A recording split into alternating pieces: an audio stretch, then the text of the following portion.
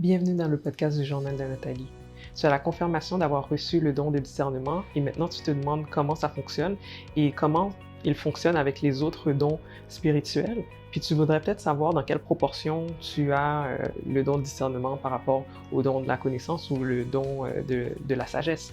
Donc voilà, aujourd'hui on parle des autres dons de révélation qui sont, comme mentionné, le don de discernement des esprits, le don de la connaissance et le don de la sagesse. À tout de suite! Donc, depuis le dernier épisode, tu as dissipé tous tes doutes par rapport au fait d'avoir reçu ou pas le don de discernement. Puis en passant, je prends quelques minutes quand même pour remercier toutes les personnes qui se sont abonnées à l'infolettre pour recevoir de l'accompagnement spirituel encadrant en fait le don de discernement. Vous étiez en grand nombre, donc merci pour ça, c'est très apprécié. Puis en fait, c'est pour vous, c'est une série de courriels qui comprend des prières, de l'information utile à savoir, des choses à prendre en considération avec lorsqu'on a le don de discernement. Donc, si jamais tu t'es pas encore inscrit à cette infolettre, bien, en fait, le lien sera dans la boîte d'information de ce podcast. Donc, pour tout de suite, j'aimerais en fait prendre le temps de partager une histoire personnelle. Je ne vais pas rentrer dans les détails de cette histoire-là parce que j'en parle largement sur le blog. En fait, largement. Il y a quand même un article et demi, parce que je pense que j'en parle aussi dans un deuxième article qui en parle, donc je ne vais pas rentrer dans les détails de ce qui est arrivé et tout, mais cette histoire, en fait, c'est un bon cadre pour expliquer la façon dont le don de discernement fonctionne avec d'autres dons spirituels qui sont octroyés par le Saint-Esprit. Donc, en fait, l'histoire que j'aimerais partager aujourd'hui, c'est l'histoire de Kevin. Donc, Kevin, c'est mon neveu, le fils de mon frère. Et Kevin a, malheureusement, ça fait maintenant 4 ans, en Pâques 2022, qu'il a été assassiné. Et en fait, ce qui était particulier avec l'histoire de Kevin, c'est que lorsqu'il s'est fait assassiner, j'ai reçu un appel au milieu de la nuit. Moi, en fait, pour les personnes qui me connaissent, mon téléphone rentre en mode ne pas déranger à partir de 22h. Donc, si on veut me rejoindre, c'est que les personnes qui sont dans ma liste de personnes qui peuvent me rejoindre et les personnes doivent me rappeler. Donc, mon téléphone était effectivement en mode ne pas déranger et à 2-3 heures du matin, aux petites heures du matin, je reçois un appel, c'est ma sœur qui avait tenté à ce moment-là de me rejoindre à 3 reprises. Donc, j'avais manqué 3 appels lorsque la ligne est effectivement rentrée. Et elle m'informait que mon neveu était à l'hôpital. Et là, on parle c'était le 30, je pense que cette date-là, c'était le 30 mars. Donc, c'était le jeudi, en fait, la nuit du jeudi au vendredi de Pâques. Donc, c'était dans le matin du vendredi saint. Et lorsqu'elle a raccroché, la première chose que j'ai faite, en fait, je me rappelle très bien, je me suis assise au bord du lit, puis j'ai crié à Dieu. Je lui ai dit: «Kevin ne peut pas mourir parce qu'il ne te connaît pas encore».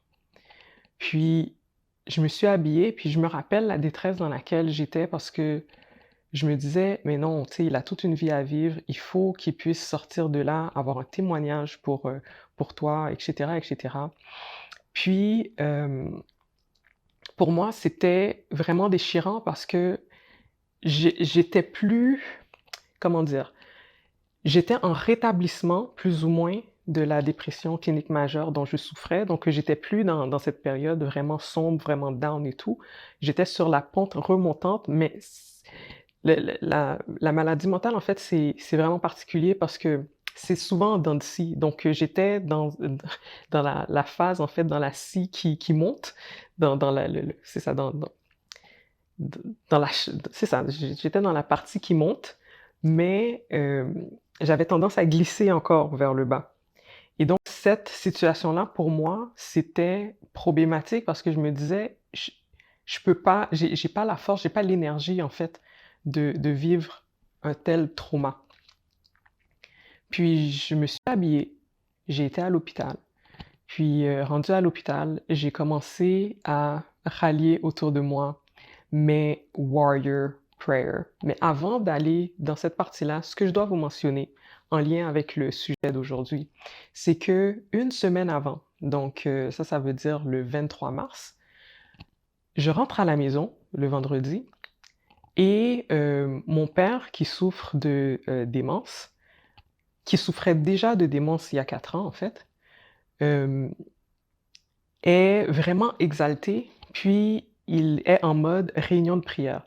Mon père, en fait, pour ceux qui ne le savent pas, était pasteur, est encore pasteur parce que je pense sincèrement que le pastorat, c'est une vocation.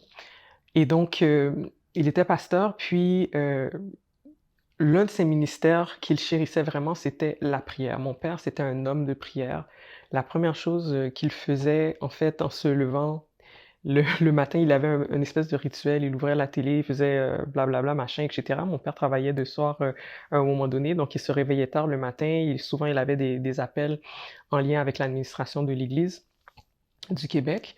Et lorsque c'était le temps pour lui de se lever, il se douchait, il se parfumait, il s'habillait, et avant d'aller manger, il priait. Puis sa prière, c'était pas merci Seigneur, non, non, non. C'était vraiment une prière où il faisait des chants, l'adoration, la lecture biblique. Donc c'était vraiment un moment qu'il passait avec Dieu. Puis ça, c'était son hygiène de tous les jours. Tous les jours, il passait minimalement 20 minutes, 20 à 30 minutes dans la prière. Puis même lorsque c'était décalé parce que tel pasteur l'appelait par rapport à je ne sais trop quoi, il prenait toujours ce moment-là pour passer avec Dieu. Même si ça devait être raccourci, il prenait un moment dans la prière. Mon père, c'était un homme de prière. Les gens qui le connaissaient le savent. Souvent, il se rendait à l'église, puis il était le seul dans les moments de jeûne. C'était le seul dans les réunions de prière et tout. Ils étaient peut-être deux, trois, mais lui, il était toujours en rendez-vous. Le moment de prière, pour lui, c'était sacré. C'était un moment qu'il chérissait. Puis, lorsqu'il priait, c'est comme si toute une armée d'anges était avec lui. C'est comme s'il était accompagné de 1000 personnes alors qu'il était seul. Il fallait l'entendre prier, c'était extraordinaire. Puis même dans la maladie, donc en 2018, il était déjà quand même assez, pas lourdement atteint, mais il était quand même, la dégénérescence de sa maladie était quand même avancée. Il était encore en mode prière.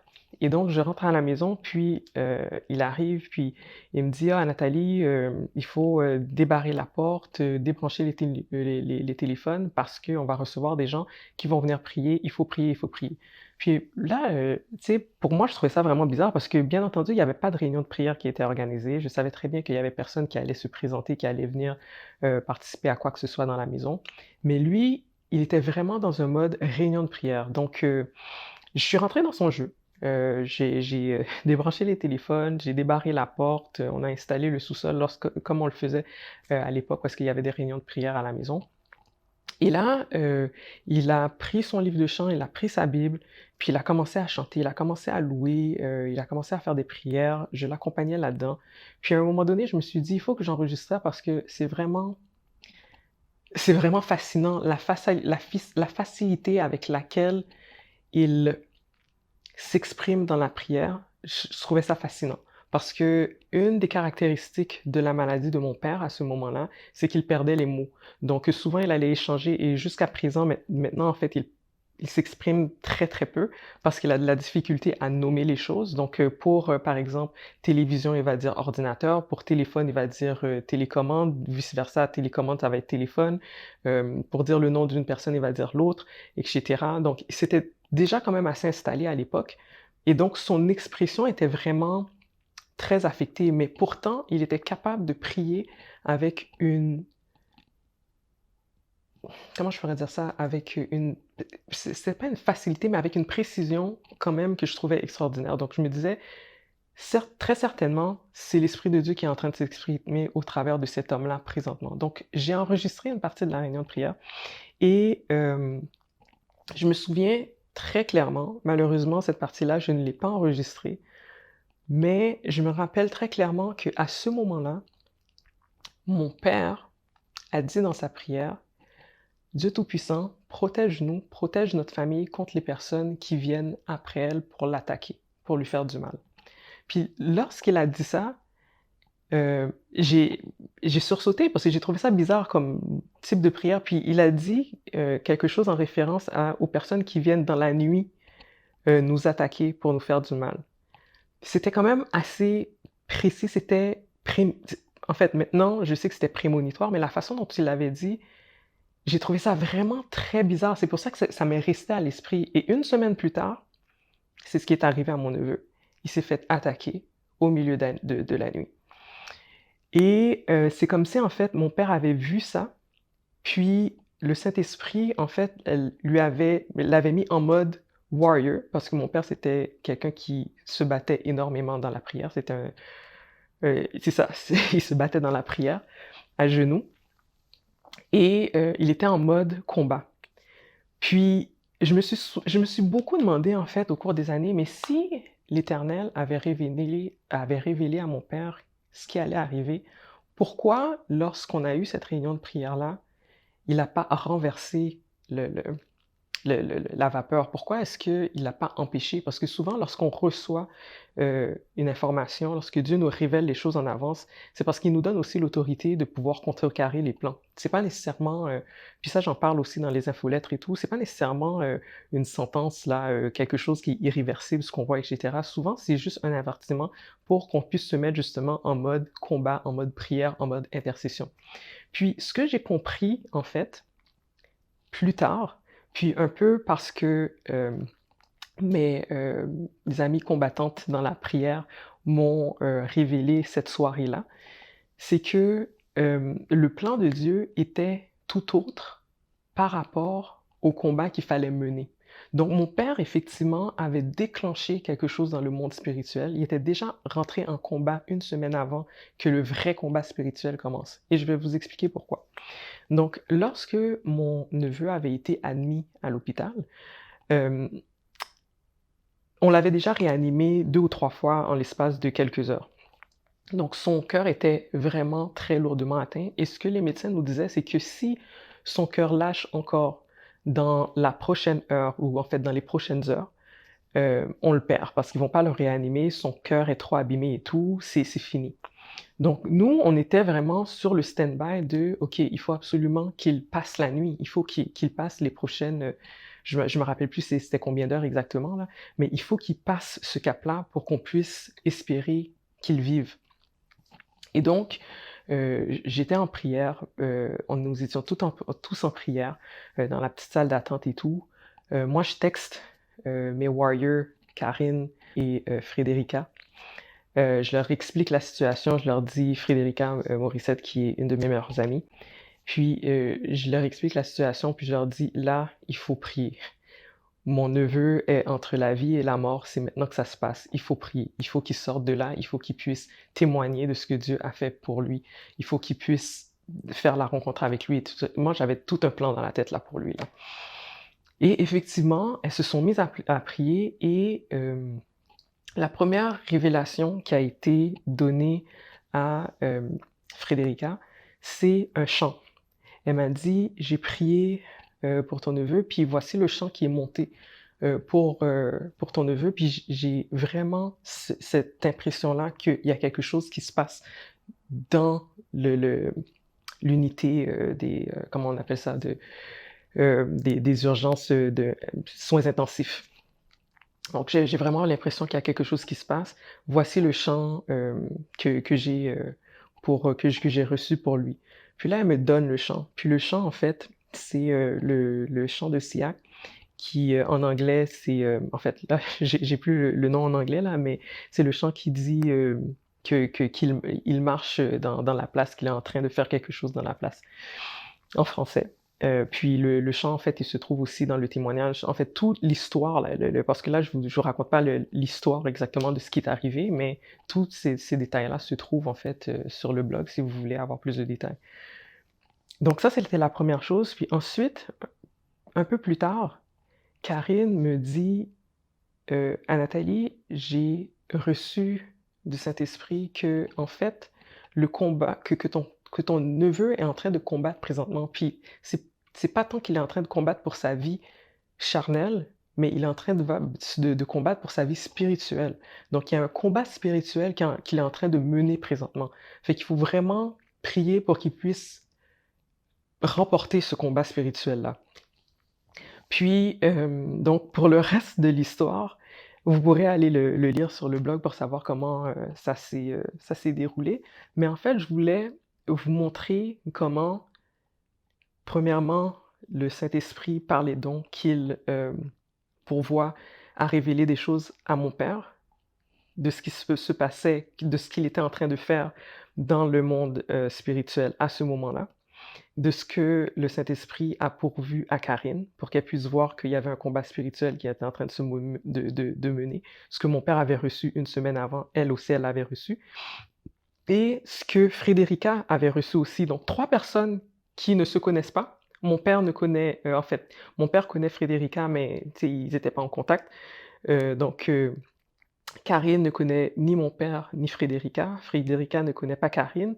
Donc, 3 personnes qui ne se connaissent pas avaient les 3 la même impression qu'il y avait un combat spirituel qui était en train de se mener et que le Saint-Esprit était en train de faire un travail. Ça, en fait, c'est le don de discernement qui agit et c'est aussi le don de connaissance qui agit. Donc, on voit de ce que la façon dont Karine a reçu de Dieu qu'il y avait un combat spirituel qui était en train de se faire, c'est que, premièrement, par le don de discernement des esprits, elle a été capable de voir que Dieu était à l'œuvre, que les anges, ils étaient à l'œuvre, qu'ils étaient en train de faire des choses, qu'il y avait un combat qui était en train de se faire. Donc ça, c'est autant le don de discernement des esprits qui est en mesure, qui a la capacité de voir ce que Dieu est en train de produire dans le monde spirituel, et autant aussi le don de connaissance. Puis le don de connaissance, c'est quoi? C'est en fait, c'est une façon de savoir des choses, de découvrir des mystères, en fait. C'est pas mal ça, grosso modo. C'est un don qui fonctionne beaucoup avec les rêves, avec les visions. C'est un don aussi qui nous permet de donner des paroles de connaissance, donc de dire à quelqu'un des choses sur sa vie que en réalité, on n'est pas supposé de savoir. Donc, on rencontre quelqu'un, puis on dit des choses, puis ça démontre à la personne, en fait, qu'on sait, qu'on a reçu ça de Dieu, parce qu'il n'y aurait pas d'autre façon que cette personne-là aurait pu le savoir. Et donc, on voit comment le don de connaissance et le don de discernement, dans le cas de Karine ici, ont fonctionné ensemble pour pouvoir me donner la confirmation que Dieu était à l'œuvre et il était en train de faire des choses. Pas de la façon dont moi je pensais, mais de la façon que lui, il avait prévu dans le cas de Kevin. Puis, en fait, c'est ça, il faut vraiment que vous alliez lire le témoignage pour savoir, pour comprendre qu'est-ce qui se passe par la suite par rapport à l'histoire de Kevin, mais déjà, je peux vous dire qu'il s'est réveillé. À notre grande surprise et tout, il a pu communiquer avec moi, avec ma sœur, bref. Mais tout ça pour dire que le don de discernement fait partie de cette classe de dons spirituels qu'on appelle la classe de dons de révélation. Donc, les dons de révélation, ce sont les dons qui nous permettent, je m'excuse, de révéler, de montrer en fait une autre face. Donc, on voit les choses visibles et les dons de révélation nous permettent de voir les choses invisibles ou les choses qui sont cachées. Donc, les choses qui ne sont pas perceptibles de façon naturelle, les choses qui sont perceptibles de façon surnaturelle. Donc, il y a ces dons-là qui nous permettent de voir lorsque Dieu est à l'œuvre avec ses anges ou avec les personnes de son Église, les personnes qu'il met en action pour pouvoir faire fonctionner les choses, de pouvoir voir aussi la vérité par rapport aux personnes. Donc, est-ce qu'elles sont fausses? Est-ce qu'elles sont honnêtes? Est-ce qu'elles ont des bonnes ou des mauvaises intentions? Et elle nous permet aussi de révéler si il y a une action démoniaque qui est en train de se produire et si effectivement il faut se mettre en mode attaque, combat, intercéder, prier, louer pour pouvoir chasser, pour pouvoir contrecarrer les plans de le Satan. Ensuite, il y a le don de connaissance qui lui aussi travaille conjointement souvent avec le don de discernement pour démontrer en fait que ce qu'on sait ne vient pas de nous, c'est pas des choses qu'on pourrait découvrir de par nos propres moyens, mais que ça vient de Dieu et que souvent ça nous permet de pouvoir poser une action. Donc, comme je disais tout à l'heure, d'intercéder, d'exhorter, d'encourager, etc., etc. Et le don de sagesse, ou de parole de sagesse, qui travaille aussi avec le don de connaissance et le don de discernement, qui nous permet en fait de savoir comment agir, comment parler, comment adresser certaines choses, comment partager une connaissance ou une information qu'on a reçue. Donc, tous ces dons-là travaillent ensemble. Donc, ce qu'il faut comprendre, en fait, c'est que lorsqu'on a reçu un don de discernement des esprits, on est un peu un justicier. Donc, en tant que justicier, souvent, il faut apprendre à avoir la bonne mesure, savoir quand parler, quand se taire, quand avancer, quand prendre une pause, quand intercéder, etc., etc. Et ça, les dons de parole de sagesse ou de sagesse et les dons de connaissance nous aident. Puis si on n'a pas reçu le don de connaissance ou de sagesse en aussi grande proportion que le don de discernement, parce que tout le monde n'a pas le même niveau pour chacun des dons, à ce moment-là, on peut s'allier à d'autres frères et sœurs, un peu comme dans le cas de Kevin, où mon père, Karine et Fred se sont alliés ensemble pour pouvoir révéler ce que Dieu était en train de faire dans cette situation-là. Donc, en gros, c'est ça pour le don de discernement en lien avec les autres dons de révélation. Avant de partir, en fait, j'aimerais quand même prier avec toi pour que Dieu puisse te montrer de quelle façon il agit, dans quelle proportion, en fait, il t'a peut-être donné les autres dons qui font partie de la classe de révélation. Puis peut-être que tu n'as pas le don de connaissance ou le don de sagesse, que tu as juste le don de discernement, où tu te rends compte, en fait, que non, c'est pas le don de discernement que j'ai, moi, des esprits, mais c'est plutôt plus le don de connaissance ou plus le don de sagesse, de parole de sagesse. Et à ce moment-là, je peux travailler avec d'autres personnes de la communauté de la famille de Christ pour pouvoir mettre en œuvre le plan de Dieu, pour pouvoir édifier en fait l'Église. Donc c'est ça, je vais prendre quelques minutes pour prier avec toi, d'accord? Alors prions ensemble. Papa, je te rends gloire, je te remercie encore une fois pour tout ce que tu fais dans nos vies. Je te remercie pour ce que tu as fait dans la vie de ma famille, la façon dont tu t'es révélé et tout, dans la façon dont tu as agi avec amour envers nous. Puis des fois, tu fais des choses dont on ne se doute pas. Puis des fois, tes plans sont différents des nôtres ou sont même conjoints aux nôtres, mais sauf que la façon dont on pense que tu vas les réaliser, tu les réalises différemment. Puis en ce moment, en fait, je te prie pour cette personne qui écoute le podcast présentement. Je te prie pour cette femme qui sait avoir reçu le don de discernement, puis qui pense aussi peut-être avoir d'autres dons de révélation. Je te prie, Père, de l'aider à comprendre comment ces différents dons-là fonctionnent, puis comment elle peut les mettre à profit au service de ton Église et des personnes qui l'entourent. Au-delà de tout ça, Seigneur, je te demande de la sagesse pour elle, pour qu'elle puisse vraiment avoir les bonnes paroles, l'amener de la bonne façon.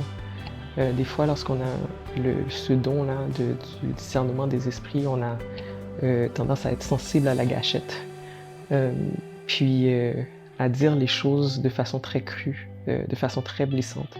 Mais je te prie, Seigneur Dieu, de coupler avec le don de discernement et le don de connaissance et le don de sagesse, de le coupler aussi avec le don d'exhortation pour que cette personne-là puisse avoir la douceur requise pour pouvoir amener les choses correctement, de façon juste, de façon bonne, lorsqu'elle doit faire preuve de douceur, lorsqu'elle doit faire preuve de tact.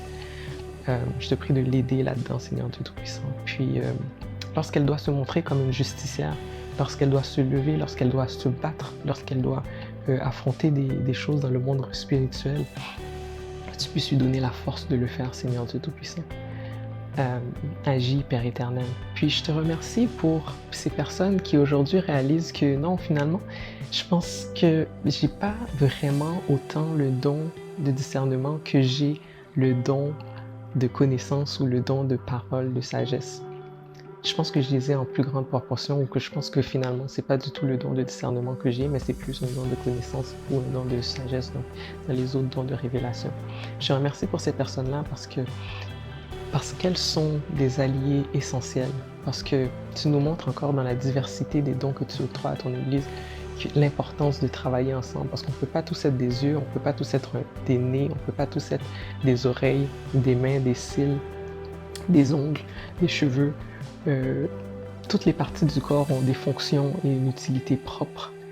Si on était tous des cœurs, on ne pourrait pas être un corps. Si on était tous des jambes, on ne pourrait pas prendre des gens dans nos bras. Donc, je te remercie, Seigneur, de fait que tu nous permettes en unité, en unité d'esprit, parce que c'est le même esprit qui octroie une diversité de dons, une diversité de fonctions et de ministères pour le bien de tous.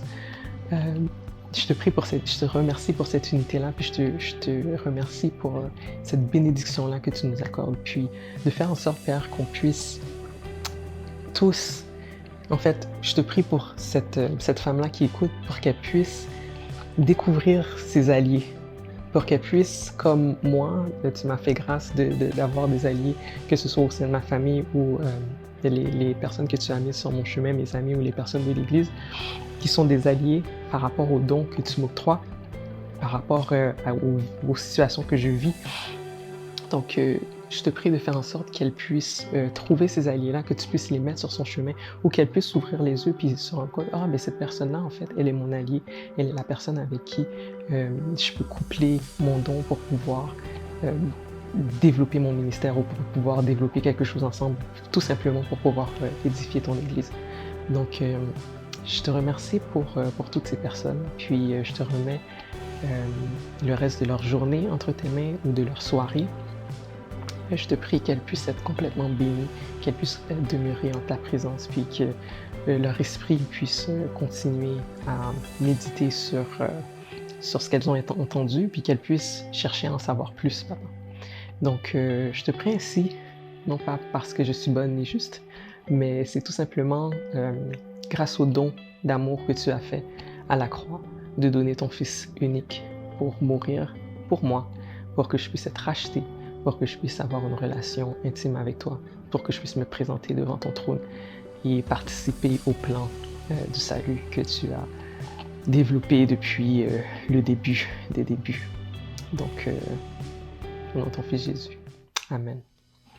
Donc, voilà. Merci d'avoir écouté cet épisode et je t'attends pour le dernier épisode, en fait. À bientôt. Ciao!